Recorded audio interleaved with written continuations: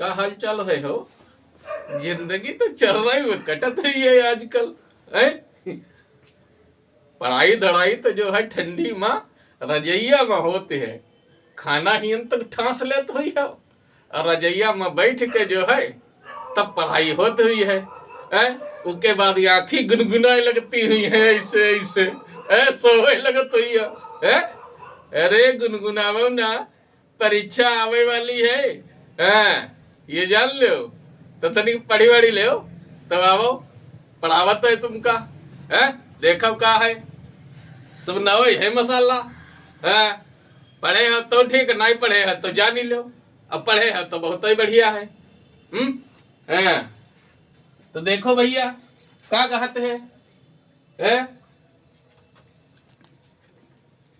चौथा है, चलो यहाँ हम प्रश्न संख्या डाले देते हैं। तुम ना डरियो, तुमका जो है उत्तर संख्या डारे का है, जाने हो। प्रश्न संख्या है 4 का। क्या कहते हैं संक्रमण तत्व को समझाइए तथा इसके 2 प्रमुख गुणधर्म लिखिए। तो क्या होते हैं संक्रमण तत्व? संक्रमण तत्व की क्या कहते? आवर्त सारणी देखे हो, उ आवर्त सारणी में बीच में अंग है तुम्हारो फर्स्ट ए वर्ग है और के बाद सेकेंड ए वर्ग है। ठीक, ये ऐसे खड़े खड़े वाले, उसके बाद में थोड़ा नीचे डाउन हुई के थर्ड बी ऐसे लिखो हुई है।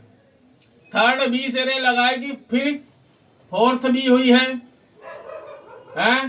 फिर फिफ्थ बी हुई है, उसके बाद सिक्स्थ बी हुई है, उसके बाद सेवेंथ बी हुई है,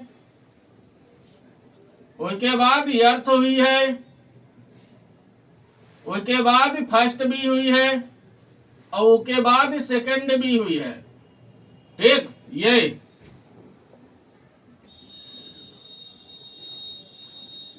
और उसके बाद में यहाँ फिर थर्ड ए आई जी है।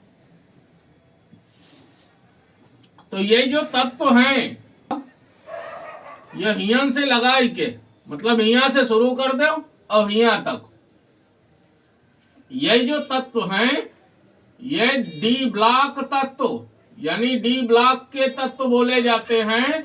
डी ब्लॉक एलिमेंट्स इनका कहा जाता, क्या बोला जाता? D block elements, D block के तत्व इनको बोला जाता है। ठीक, इतना समझ गयो। इका मतलब का भाव इनका डी ब्लॉक तत्व काहे कहा, का कारण है? ये जो तत्व हैं इन तत्वन में इलेक्ट्रॉन डी उपकोष में प्रवेश करते हैं, यानी डी उपकोष में जो है वो इलेक्ट्रॉन भरते हैं। ठीक, इसीलिए इन तत्वन का डी ब्लॉक के तत्व बोला जाता है। इतनी बात समझ गए। अब इसमें जब डी ब्लॉक में भरते हैं इलेक्ट्रॉन तो डी ब्लॉक में या डी उपकोष में 5 होते हैं ऑर्बिटल। कई ऑर्बिटल होते हैं? 5 ऑर्बिटल। कितने? 5। अरे तू खजुआव ना, समझ में आई बात? देखो समझ ले अच्छे से रे। कई ऑर्बिटल होत? 5 ऑर्बिटल। तो अब जैसे थर्ड बी महिया हम बात करें तो इमा स्कैंडियम बैठो। ठीक, परमाणु क्रमांक हो तो को 21। अब जब तुम को इलेक्ट्रॉनिक विन्यास करी हो तो को इलेक्ट्रॉनिक विन्यास जानत का हो? Argon AR। ठीक, और उसके बाद महिया 3D1 और 4S2 यह होती है। यानी जो है ऐके 3D महिया 1 इलेक्ट्रॉन जाते हैं तो जो 1 इलेक्ट्रॉन नहीं मा चलो को, ऐसे 22 वाला हुई है तो 2 इलेक्ट्रॉन नहीं मा चले जी हैं, फिर 23 वाला हुई है 3 चले जी हैं। तो अब तुम देख रहे हो कि इनमा जो है ये रिक्त तो रही गए ना भाई, एक ऑर्बिटल में 2 इलेक्ट्रॉन आ सकते हैं। पहले सब में एक एक जई है, वही के बाद कहीं ये युग्मित हुई है। तो डी ब्लॉक के वे तत्व जिनमें डी ऑर्बिटल रिक्त होते हैं संक्रमण तत्व बोले जाते हैं। बात समझ में आई? हाँ। अब तुम सुबह रे सुजीत, ठीक है बैठ। हाँ, तो देख लो का परिभाषा हुई है इसकी। जो 3 नंबर के रो है भाव हमसे मिट्टी को धोखा से ने। हाँ, 3 नंबर को है भैया जो, ठीक है। 1 नंबर के एक ही परिभाषा है और 2 नंबर के एक के 2 गुणधर्म है। तो क्या परिभाषा होगी? डी ब्लॉक के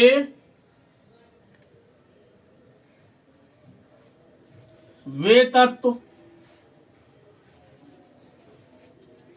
जिनमें डी ऑर्बिटल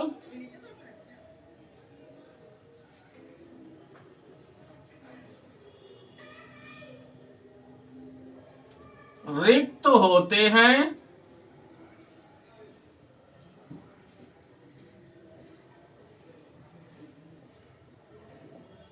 संक्रमण तत्व कहलाते हैं। संक्रमण तत्व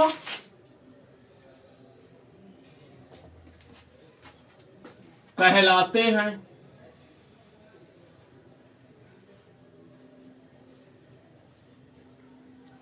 कहलाते हैं। अब जैसे 1-2 उदाहरण दे दो। जैसे स्कैंडियम है,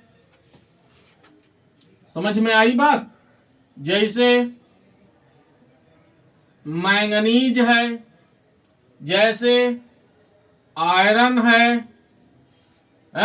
बस ये 3 ही लिख दो, बहुत हो गए। मार ज्यादा करे चक्कर मैया ना रहा आदि। ठीक, ये संक्रमण तत्व हैं क्योंकि इनमें जो है डी उपकोष रिक्त है, अपूर्ण है। समझ में आई बात? अगर ये भी आप कह सकते हो कि डी ब्लॉक के वे तत्व जिनमें डी उपकोष अपूर्ण होता है संक्रमण तत्व कहलाते हैं। यह एक परिभाषा है। ठीक, या कह दो जिनमें डी ऑर्बिटल रिक्त होते हैं संक्रमण तत्व कहलाते हैं। इतनी भैया बात समझ गए? तो यह तो हुई गई परिभाषा। ऐमा चाहो तो एक उदाहरण दिखाई सकत हो, वहुआ सबके थोड़ा न 1 नंबर को है बहुत तुमका नहीं लिखे की जरूरत है। तो तुम्हारे पेपर में यह टाइम हो नहीं हुई है कि तुम जो है एक का लिए बैठे रहो, एक का लिए बैठे रहो, 3 नंबर पाई जियो, खजवाई जियो, जहां तुम जान लो। अब आ जाइए इसके प्रमुख गुणधर्मों पर। कहता है 2 प्रमुख गुणधर्म बता दीजिए। तो यहां लिख दो प्रमुख गुणधर्म।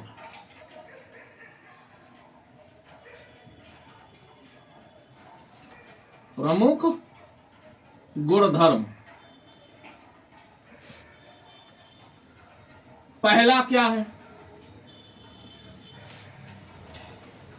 पहला तो है चुंबकीय गुण। छोटे छोटे वाले लिखो, चुंबकीय गुण।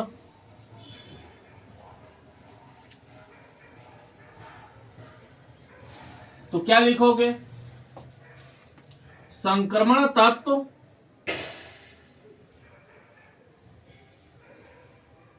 संक्रमण तत्व अनुचुंबकीय होते हैं।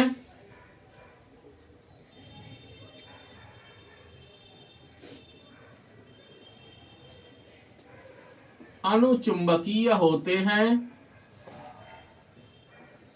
क्योंकि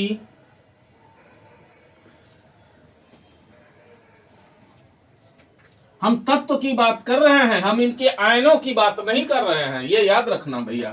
संक्रमण तत्व अनुचुंबकीय होते हैं क्योंकि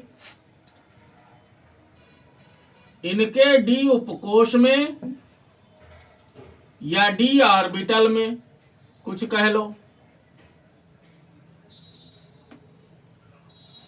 डी ऑर्बिटल में अयुग्मित इलेक्ट्रॉन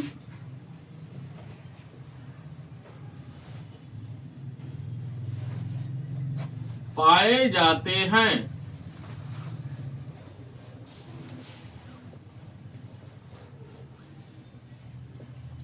पाए जाते हैं। बात भैया समझ गए हैं? अब जैसे हम, आप चाहें तो एक उदाहरण दे दीजिए। उदाहरण जैसे आयरन है Fe, परमाणु क्रमांक होता है 26। समझ में आई बात? अब इसका शॉर्टकट में आप लिख दीजिए Ar, आर्गन। ठीक, अब उसके बाद में 3d6 और 4s2, ये हो गया। तो 3d बना दीजिए उपकोष।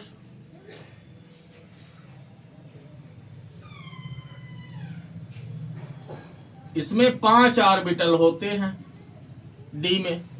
ठीक, अब 6 इलेक्ट्रॉन है, ये 3d बना दिया आपने।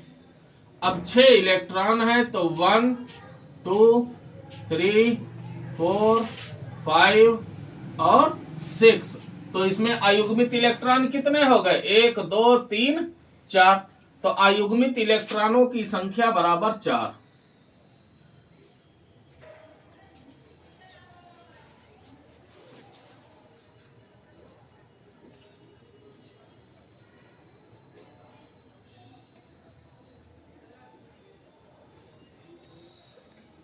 की संख्या बराबर 4। समझ में आई बात? तो ये इसका चुंबकीय गुण हो गया।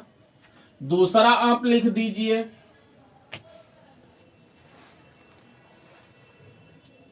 जटिल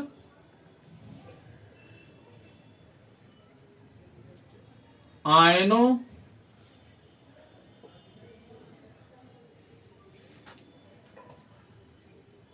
व यौगिकों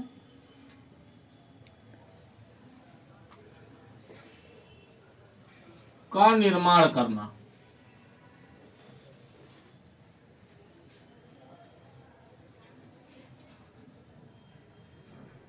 दूसरा ये हो गया इसका गुण कि जटिल आयनों व यौगिकों का निर्माण करना। ठीक है भैया? तो देखो,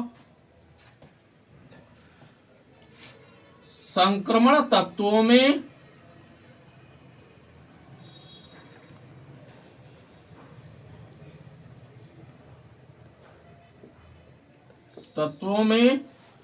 डी ऑर्बिटल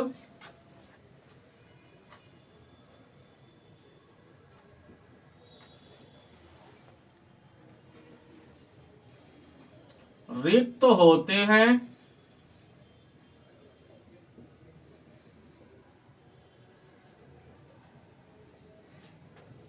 जिनमें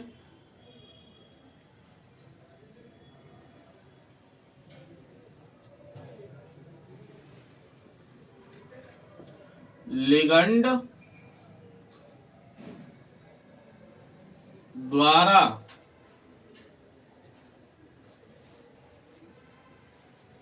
प्रदान किए गए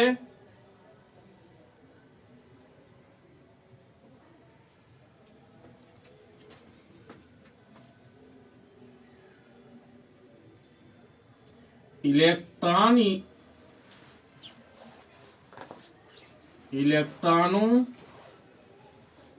के एकल युग्म को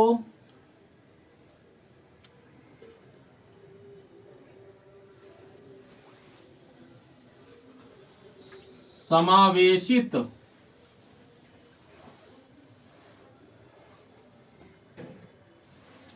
करने की प्रवृत्ति होती है।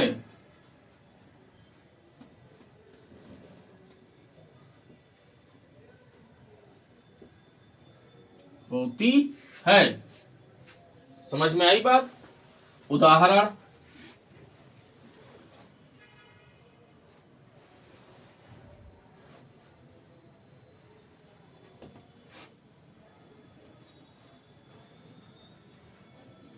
डाइएमीन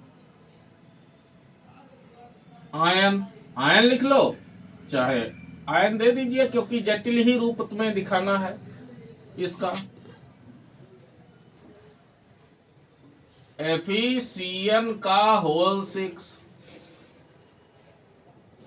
फेरोसाइनाइड आयन आदि।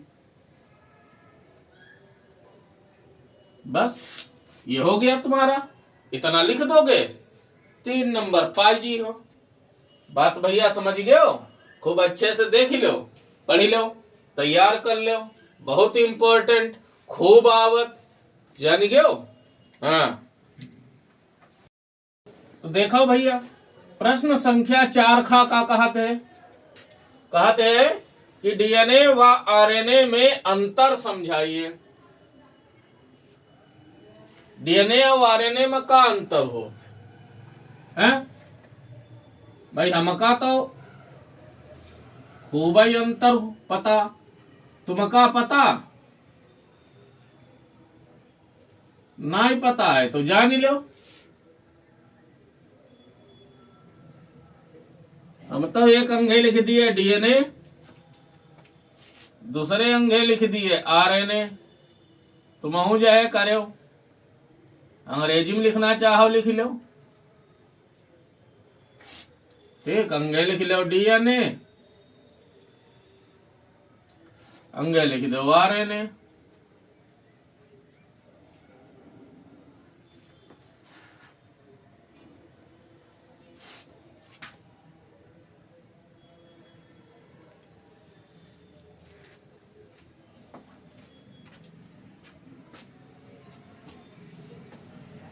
पहलो अंतर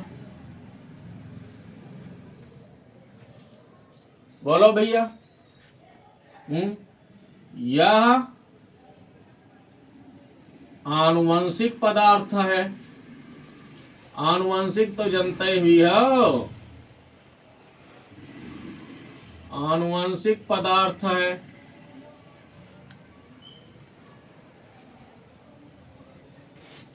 आनुवंशिक करो मतलब का हो है? जो पीढ़ी दर पीढ़ी आगे तक चलते चलो जाए, वो का कहते आनुवंशिक। तो DNA जो है, ये पीढ़ी दर पीढ़ी जो है आगे की पीढ़ियों में चलता चला जाता है। माता पिता के द्वारा उसके पुत्र और पुत्रियों को प्राप्त होता है। हर एक जीव में ये चीज होती है। समझ में आई बात?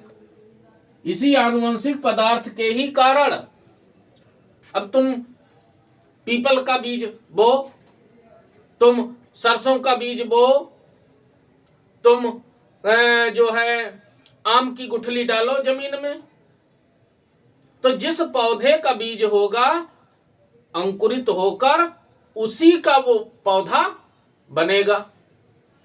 ये थोड़े ना है हुआ नीम के रो बीज डाल दे उमा जो है आम निकरिया हुए टपका लगे ना, ये सब नहीं हुई है।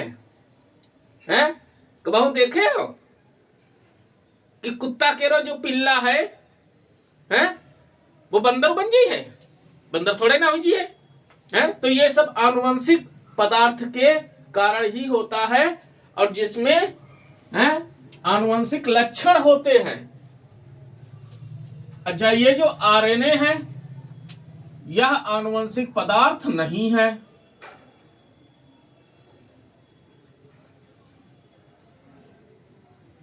यह आनुवंशिक पदार्थ नहीं है।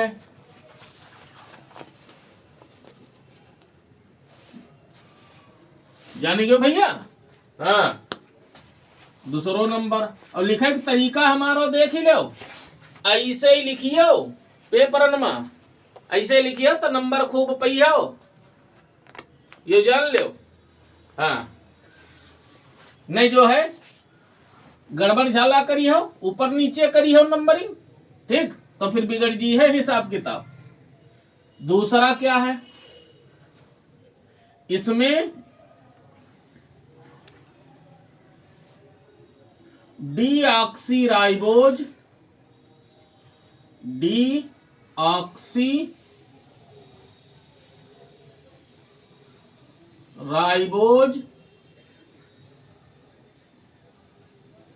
पंच शर्करा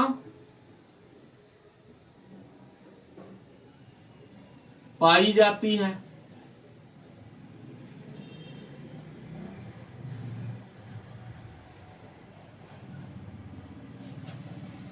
इधर इसमें राइबोज पंच शर्करा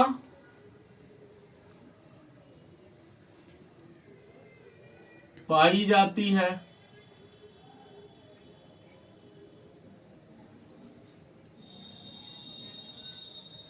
पाई जाती है, समझ गए भैया। नंबर 3, इसमें थायमीन नामक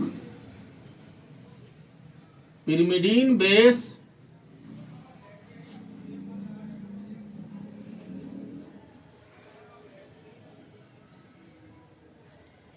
पाया जाता है।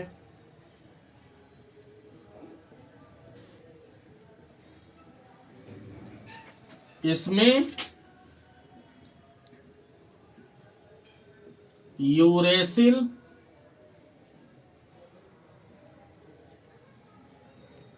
नामक पिरिमिडीन बेस पाया जाता है।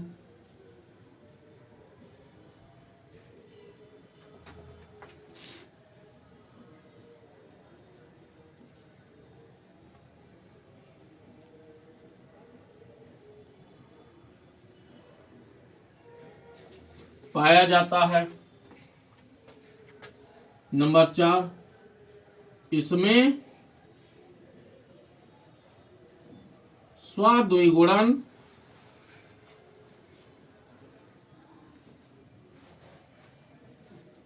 की क्षमता होती है।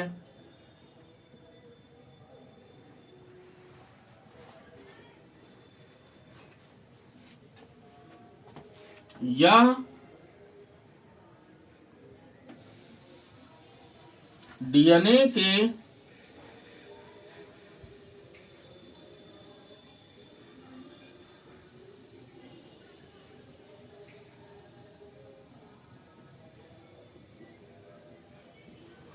लिप्यंतरण से बनता है।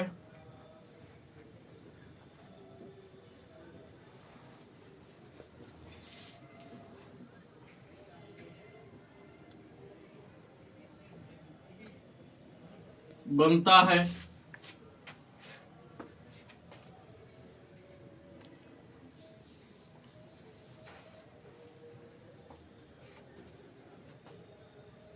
समझ में आई बात।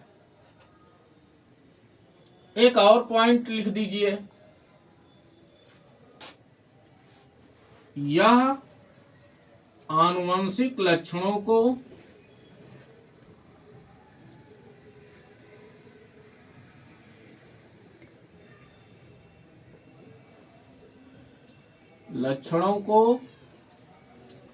भावी पीढ़ियों में पहुंचाता है।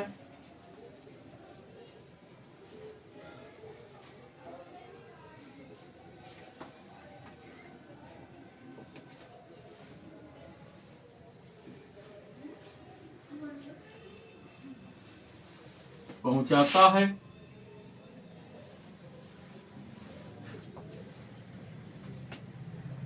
यह प्रोटीन के निर्माण में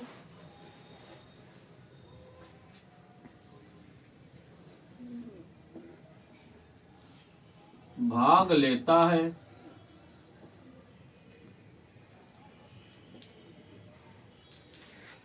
बात भैया समझ गए?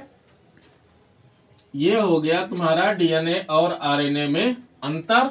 ये आपका 3 नंबर का था।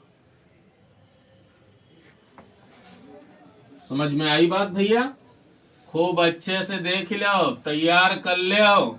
हाँ, ने पेपर में जब बैठी हो ना, तब जब ऐसे ऐसे खजवई हो और ऊपर चांद सितारे देखियो। हाँ, लिंटर में कत्ते बुरुस लगे यो देखियो। है कोताई वालों कत्ते मारिस बुरुस ये बताए दे। है अब पड़ोसी से रे पूछियो, वो तुमसे बड़ो खलीफा हुई है। हाँ, तो अलिए जो है खूब अच्छे से तैयारी कर लो। तो डीएनए और आरएनए में ये भैया 5 अंतर तुम्हारे हुई गए हैं। अरे तुम्हारे ना ही भय हैं, मतलब डीएनए आरएनए में ही अंतर है 5। ठीक है? हाँ, आई जाओ अगले प्रश्न पर। देखो भाई तुम्हारो अगलो प्रश्न का कहते हैं। बहुत बड़ो जो है प्रश्न पत्र आवत है, आसान ना समझियो, खूब बढ़िया से तैयारी करत रहो। चौथे का गा। अब भाई अंतर में यहाँ कुछ चीजें ऐसी रहे जिनका समझावे के लिए आवश्यकता रहा है, लेकिन भैया इतनो अब समय ना है कि हम एक एक बात जो है तुमका समझावें। ठीक है? अब बहुत समय चलोगो जो समझावे वालो रहा है। देखो क्या कहते हैं। मानक इलेक्ट्रोड विभव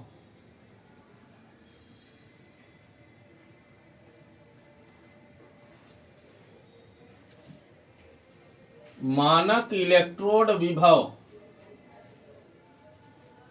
की परिभाषा लिखिए।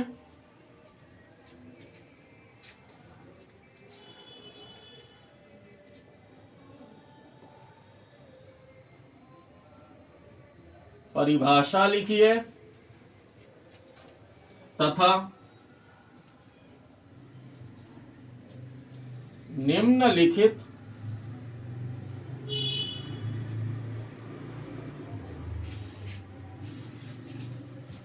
सेल के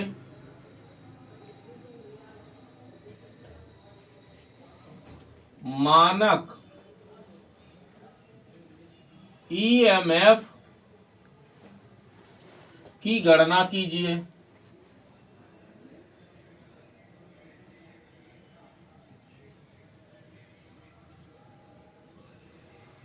गणना कीजिए।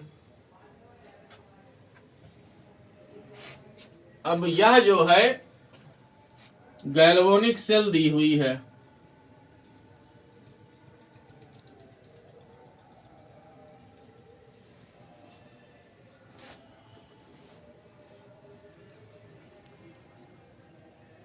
यह गैल्वेनिक सेल है।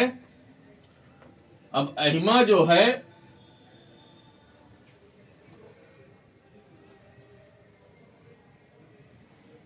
जिंक का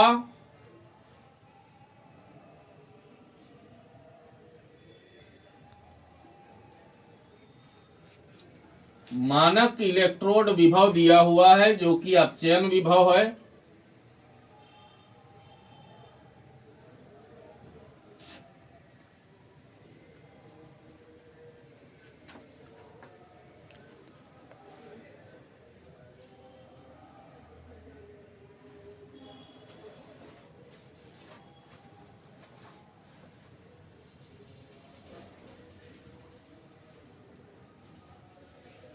ये इतना मसाला दिया हुआ है इस प्रश्न में। ठीक, तो इसका कैसे हल करी हो? हम भैया यहाँ लिख दिए हल।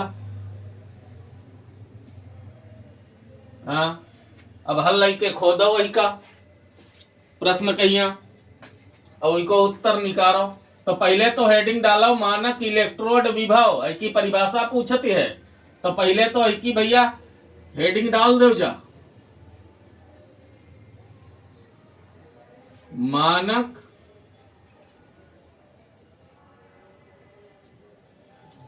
इलेक्ट्रोड विभव ऐका जो है ई नॉट से प्रकट करत करो। ठीक, का है की परिभाषा देखो, जहां हम हेडिंग डाल दी है, खूब ध्यान से समझियो भैया। 25 डिग्री सेल्सियस या ऐका 298 केल्विन लिख लो, एक ही बात। ठीक, ताप पर जब किसी धातु की क्षण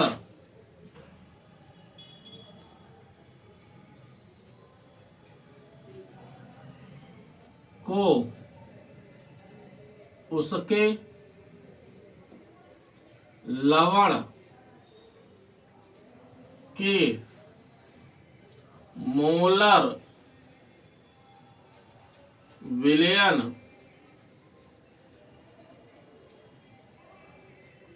में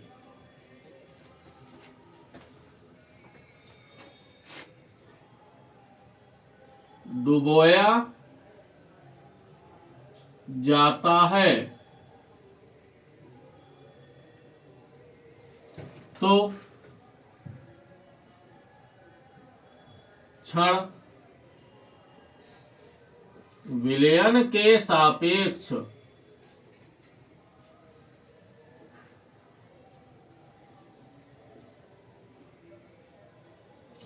धनावेशित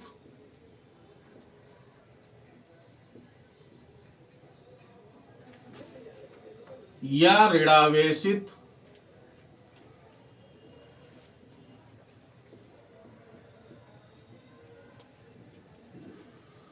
हो जाती है।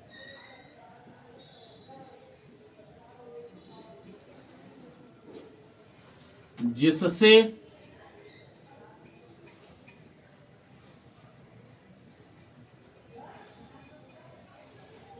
क्षण और विलयन के मध्य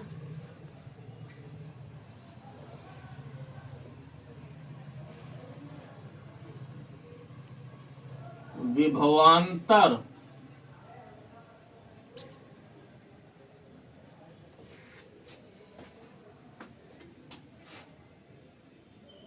उत्पन्न हो जाता है।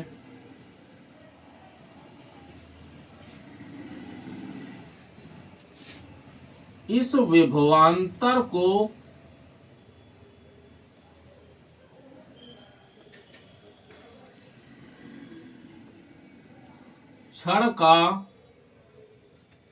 क्षण की धातु का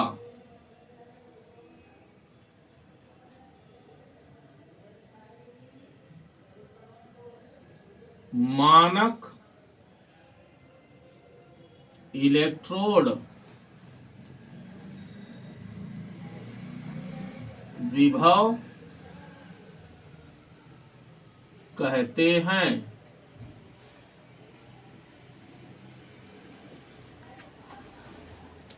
इसका मात्रक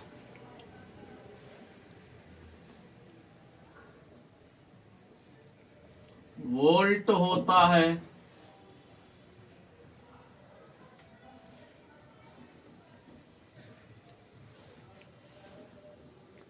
वोल्ट होता है। तो ये हो गई भैया परिभाषा। तो देखिए क्या कहता है कि 25 डिग्री सेल्सियस या 298 केल्विन ताप पर जब किसी धातु की क्षण को उसके लवण के मोलर विलयन में, मोलर विलयन होना चाहिए, डुबोया जाता है तो क्षण विलयन के सापेक्ष धनावेशित या ऋणावेशित हो जाती है, जिससे क्षण और विलयन के मध्य विभवांतर उत्पन्न हो जाता है। इस विभवांतर को क्षण की धातु का मानक इलेक्ट्रोड विभव कहते हैं। इसका मात्रक वोल्ट होता है। समझ में आई बात भैया?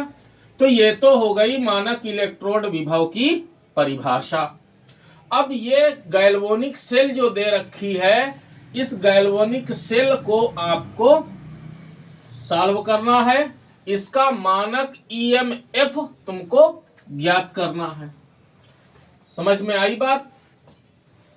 तो यहां पर जो मान दिए हुए हैं तुमको, चूंकि तुम हल कर रहे हो तो तुमको पेपर में यहां पर लिखना है गैल्वेनिक सेल, ऐसे लिखिए।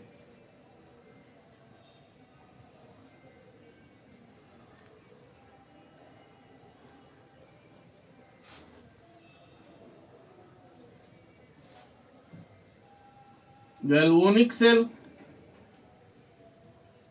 आगे बना दीजिए।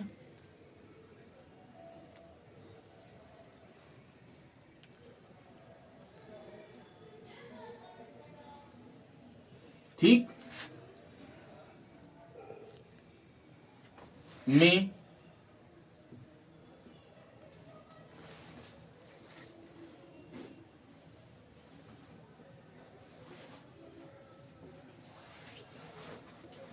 बराबर -0.76 वोल्ट तथा या एवं कुछ लिख लो,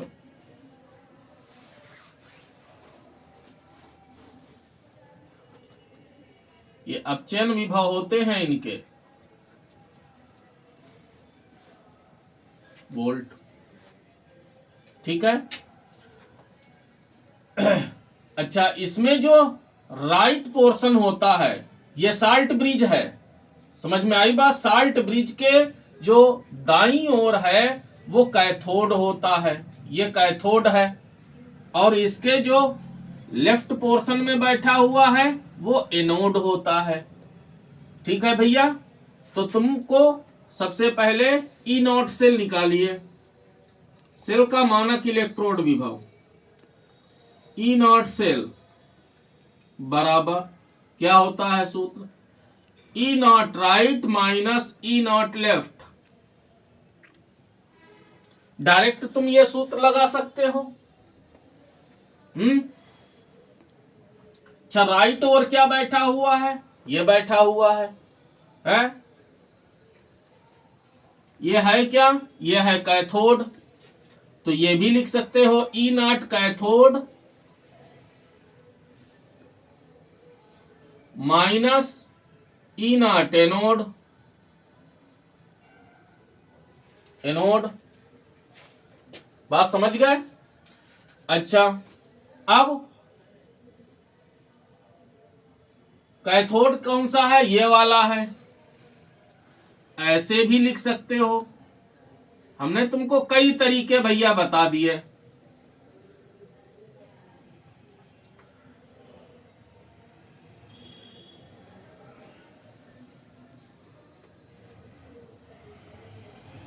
बराबर लगा दीजिए,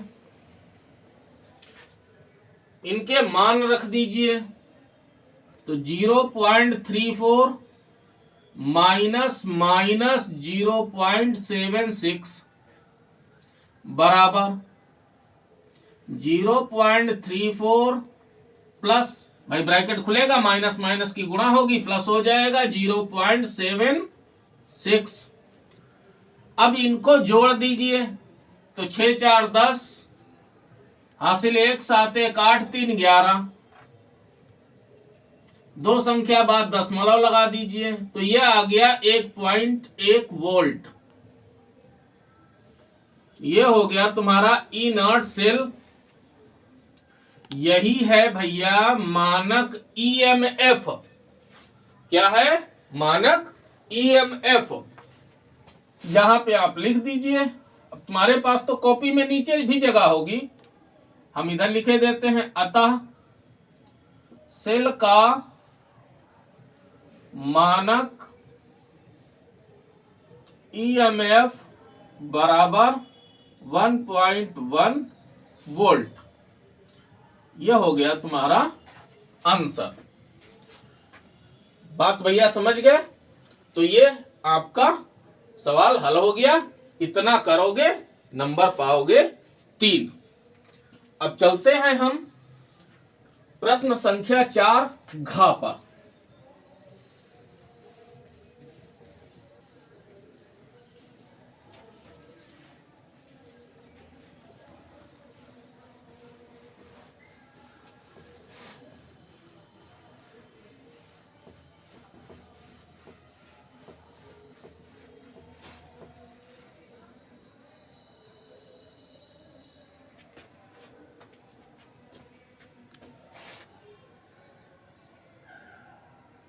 चार घा, देखिए भैया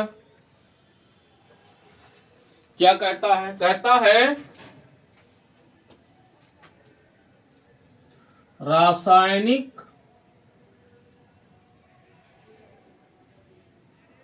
समीकरण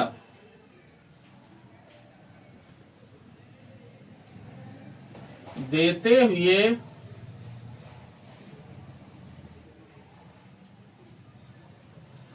सिद्ध कीजिए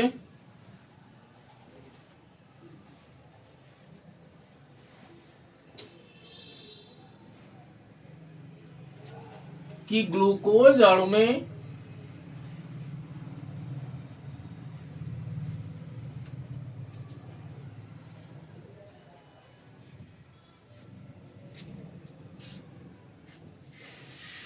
पांच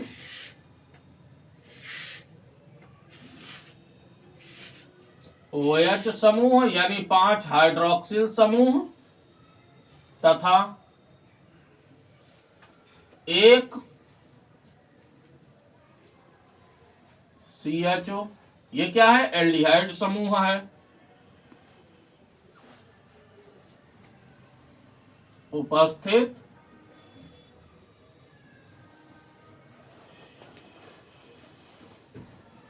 होते हैं। ग्लूकोज से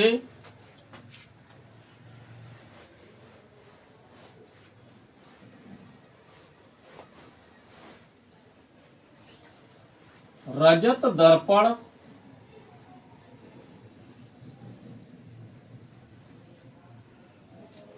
कैसे बनता है।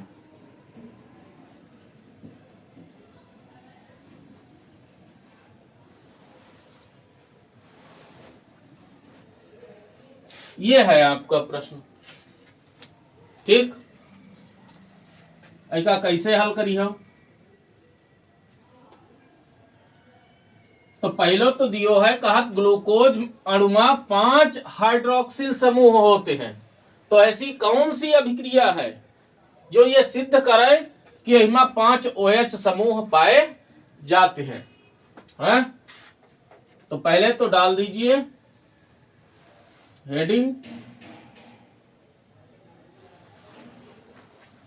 ग्लूकोज में 5 OH समूह की उपस्थिति का रासायनिक समीकरण देते हुए सिद्ध करना है। तो तुम्हें इमा भाषा दे हुई है, हाँ यो भैया जान लो। अब 3 ही नंबर के रो है, हम कहे ना कि तुम्हारे पास इतना समय नहीं हुई है कि तुम जो है बेफालतू की चीजें लिख पाओ उसमें। तो ग्लूकोज में 5 OH समूह की उपस्थिति, ठीक है। तो इस उपस्थिति को दर्शाने के लिए तुम्हें क्या करना है, तुम्हें ग्लूकोज की क्रिया या तो एसिटिल क्लोराइड से करा दीजिए या एसिटिक एनहाइड्राइड से करा दीजिए। समझ में आई बात। तो ग्लूकोज पेंटा एसीटेट का निर्माण हो जाएगा। और कैसे होगा वो आप यहां पर समझ लेना, ठीक है। तो भाषा पहले लिखिए, ग्लूकोज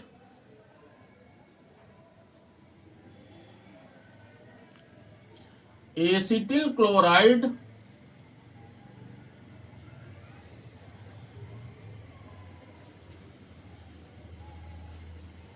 या एसिटिक एनहाइड्राइड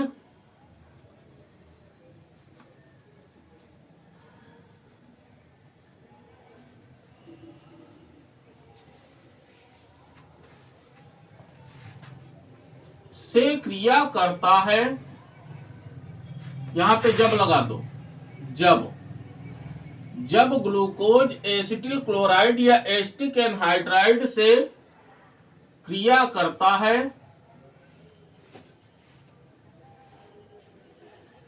करता है तो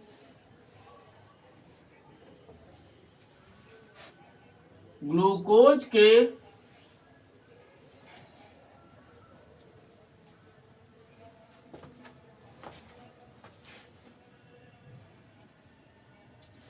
OH समूह के हाइड्रोजन, यानी जो OH में ये जो हाइड्रोजन बैठा है का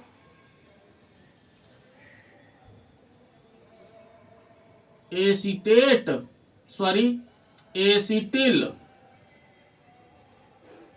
समूह, ये क्या होता है CH3CO, ये एसिटिल समूह बोला जाता है, द्वारा प्रतिस्थापन हो जाता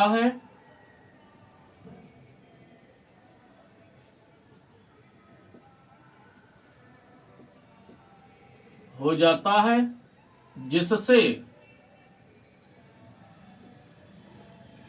ग्लूकोज पेंटाएसीटेट बनता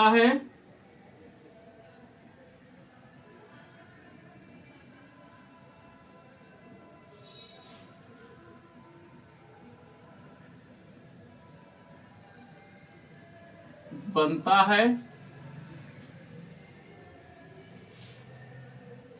यह अभिक्रिया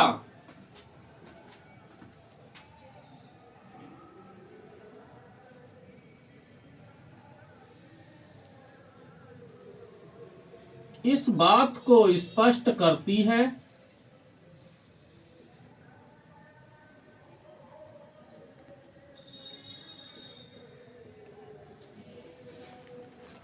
कि ग्लूकोज में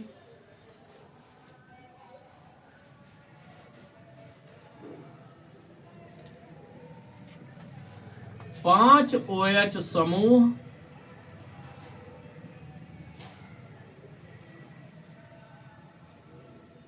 पाए जाते हैं।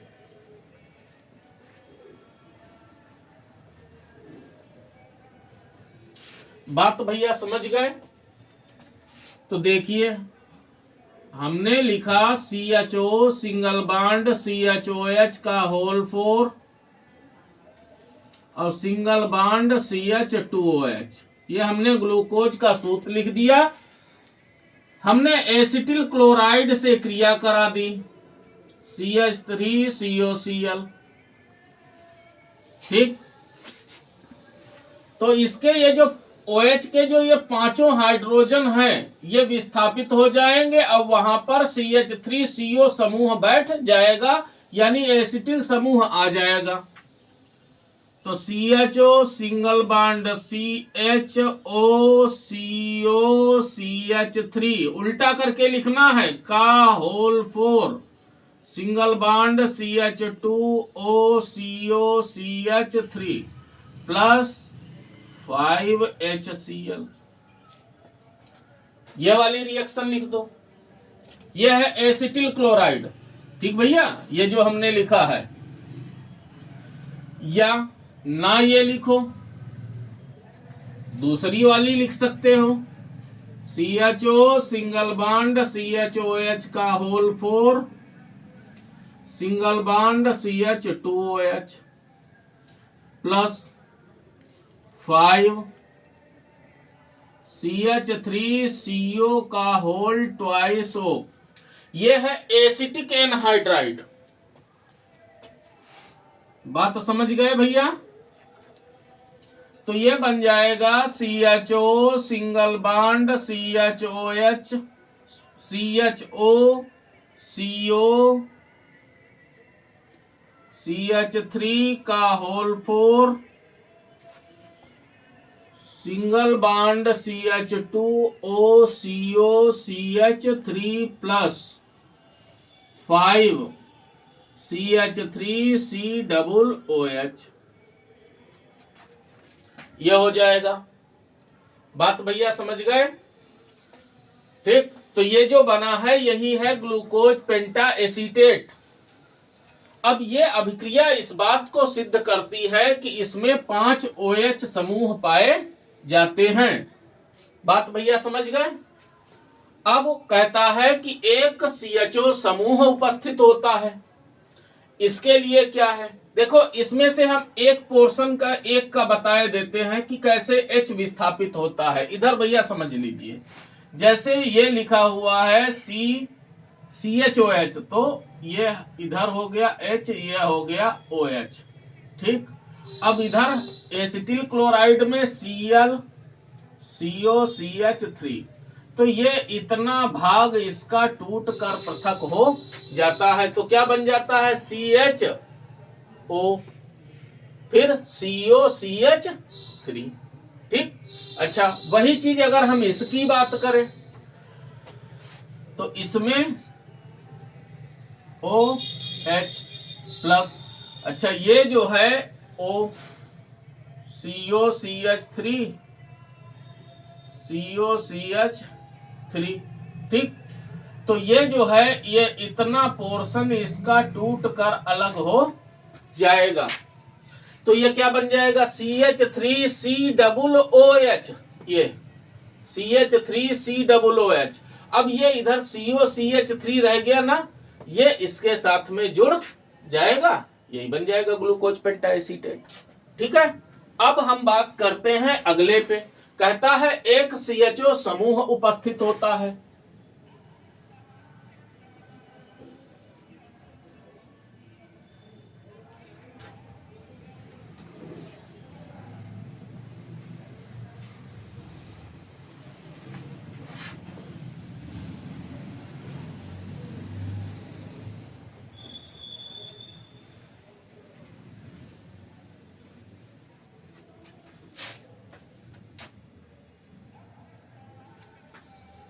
तो ग्लूकोज में एक CHO समूह की उपस्थित। अब इसके लिए तुमको कौन सी अभिक्रिया दर्शानी है, तो हाइड्रोक्सिल एमीन से क्रिया करा दीजिए भैया। ठीक है, तो देखिए ग्लूकोज हाइड्रोक्सिल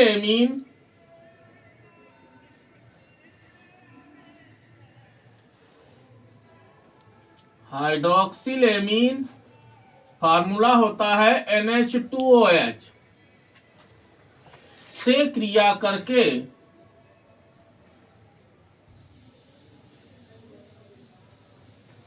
ग्लूकोज ऑक्सिन बनाता है।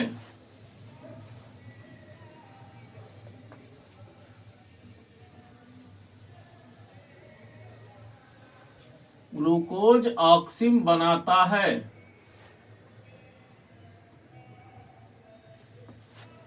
जिससे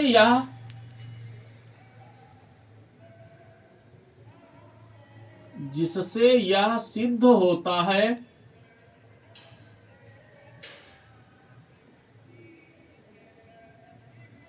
कि ग्लूकोज में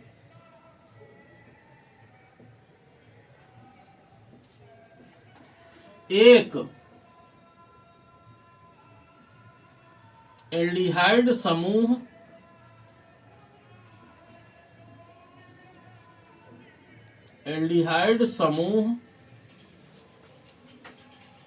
उपस्थित है। तो देखिए भैया, हमने लिख दिया ऐसे CH डबल बॉन्ड O, ऐसे करके लिख दिया। चाहो तो इसको ऐसे भी लिख सकते हो, डबल बॉन्ड O, एक ही बात है, कोई अंतर नहीं है। ठीक है, अगर तुमको कंफ्यूजन हो तो चलो मैं ऐसे ही लिख देता हूं जैसे ये लिखा हुआ। ये CHO है, ऐसे, ठीक। सिंगल बॉन्ड CHOH का whole 4, single bond CH2OH plus hydroxyl amine को हमने ऐसे लिख दिया H2NOH, ऐसे हमने लिख दिया।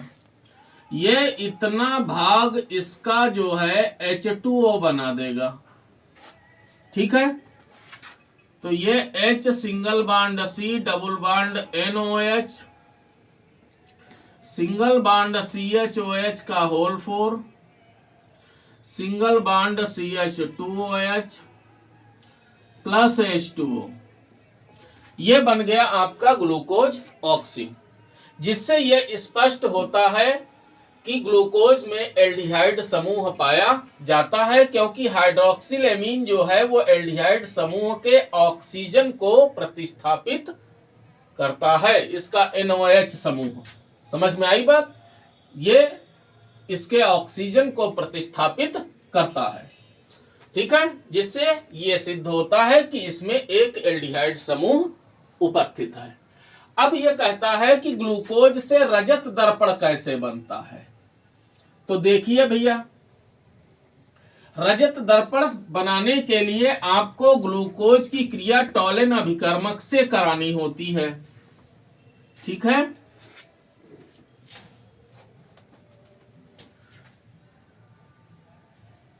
हमने हेडिंग डाल दी ग्लूकोज से रजत दर्पण।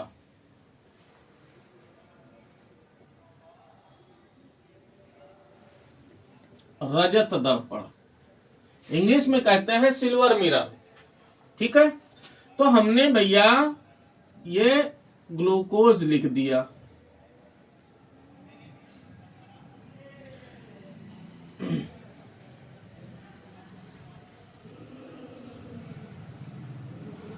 अगर तुमको भाषा नहीं आती है तो आप केवल अभिक्रिया भी दे देंगे तो भी आपको 1 नंबर मिल जाएगा, ठीक है।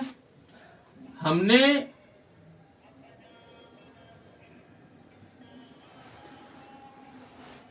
डाईएमीन सिल्वर हाइड्रोक्साइड को रजत दर्पण बोला, सॉरी, डाईएमीन सिल्वर हाइड्रोक्साइड को टॉलेन अभिकर्मक कहा जाता है। यह है टॉलेन अभिकर्मक,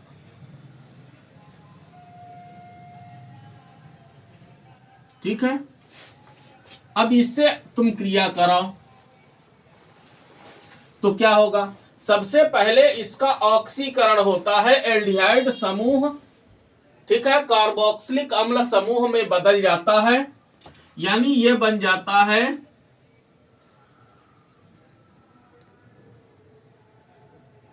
COOH, एल्डिहाइड है, ये COOH समूह में बदल जाता है। सबसे पहले ये कार्य होता है, ठीक। अब क्या होता है भाई? टॉलेन अभिकर्मक में अमोनिया बैठी हुई है, अमोनिया क्षारीय गैस होती है, क्षार है, और ये अम्ल है, तो अम्ल और क्षार की क्रिया हो जाती है। अमोनिया का एक अणु जो है यहाँ पे क्रिया कर लेता है और अमोनियम ग्लूकोनेट बना देता है। समझ में आई बात?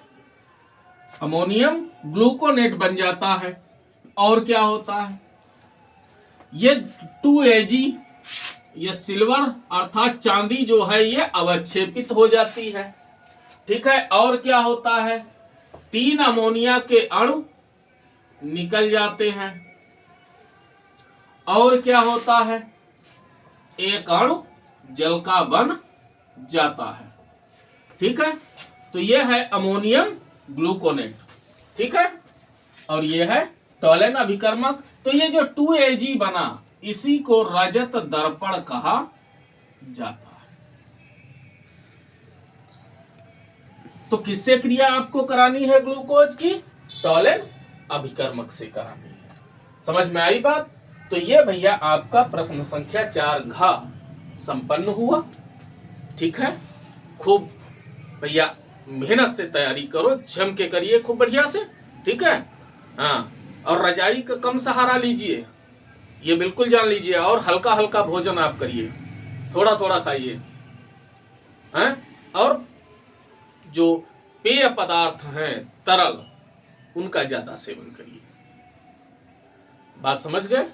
नींद कम आएगी आपको, सुस्ती कम लगेगी, और खूब कपड़े पहन के जो है अच्छे से बैठिए।